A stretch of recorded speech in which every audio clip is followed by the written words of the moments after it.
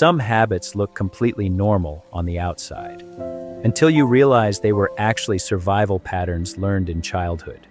Being too independent, apologizing constantly, feeling uncomfortable asking for help, always trying not to bother people. Most people never question these behaviors because they became part of their personality. But psychology suggests something deeper. Sometimes, the child who didn't receive enough emotional support grows into an adult who learns to emotionally disappear. And the strange part is, many people don't even realize it happened because childhood neglect is not always loud. Sometimes it looks like silence, emotional distance, or growing up in a home where your feelings were simply ignored. And over time, the child adapts, not because they're weak, but because the brain learns, if my emotions don't matter, I should stop expressing them. Here are some normal habits. These may actually be signs of childhood neglect. Point 1. You feel guilty for having needs. Have you ever apologized for asking for something completely reasonable? Maybe you hesitate before texting someone. Maybe you avoid asking for help, even when you're overwhelmed. Psychology explains that many emotionally neglected children learned something very early. Their needs felt inconvenient. So instead of expecting comfort, they learned to minimize themselves. And as adults, this can quietly become chronic self-neglect. You start believing, I shouldn't need too much. I should handle everything alone. I don't want to burden anyone. But healthy emotional connection was never supposed to feel like guilt. Point 2. You became too independent. People often praise independence, but sometimes extreme independence is actually emotional protection. When children repeatedly feel unsupported emotionally, they stop expecting comfort from others. So they adapt by becoming hyper self-reliant. They learn depending on people is unsafe, and eventually asking for support begins to feel uncomfortable. This is why some people struggle to relax around others. Even in relationships, they feel safer handling pain alone, not because they don't want love, but because vulnerability once felt emotionally risky. Point 3. You struggle to identify your own emotions. Someone asks, "How are you feeling?" And your mind goes blank, not because you don't have emotions, but because you were never taught how to process them safely. In emotionally neglectful environments, feelings are often dismissed instead of understood, so the child disconnects from emotional awareness. Over time, they become skilled at functioning, while feeling emotionally disconnected internally. Psychology calls this emotional suppression, and many adults carry it for years without realizing it. You may feel emotionally numb, disconnected from yourself, confused about what you truly feel because survival taught you to ignore emotions instead of understand them. Point 4. You constantly read other people's moods.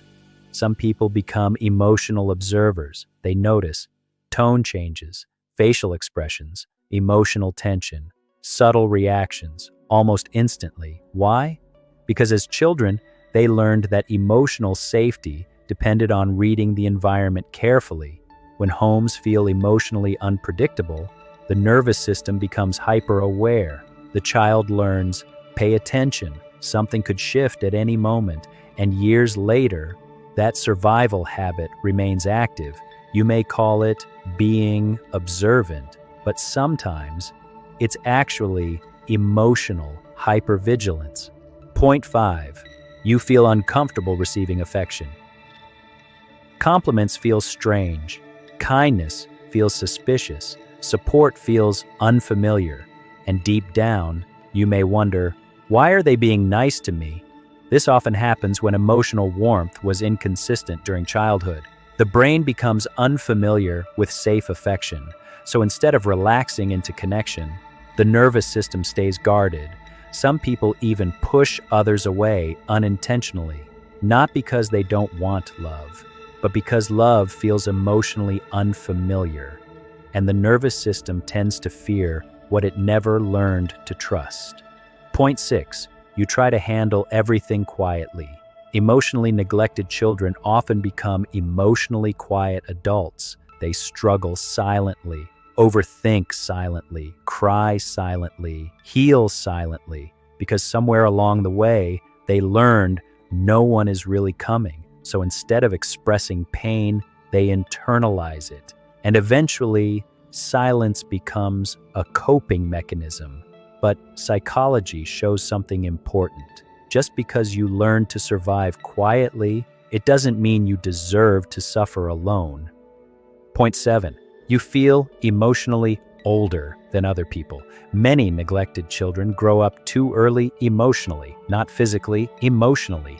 They become overly responsible, emotionally serious, constantly self-monitoring, because childhood forced them into emotional survival mode. While other children felt emotionally protected, they were learning how to emotionally adapt. And over time, that creates a strange feeling in adulthood. You may feel disconnected from carefree people. You may struggle to relax fully. You may feel emotionally tired, even when life seems calm, because your nervous system learned survival before it learned safety. Conclusion. Childhood neglect is difficult to recognize because many people still believe neglect only means abuse. But emotional neglect is often invisible. It's what didn't happen, the comfort that never came, the emotional support that never arrived, the feelings that were ignored long enough for silence to become normal. But understanding these patterns changes something important, because once you recognize the survival habits, you stop blaming yourself for them, and slowly you begin learning something many emotionally neglected people were never taught early enough.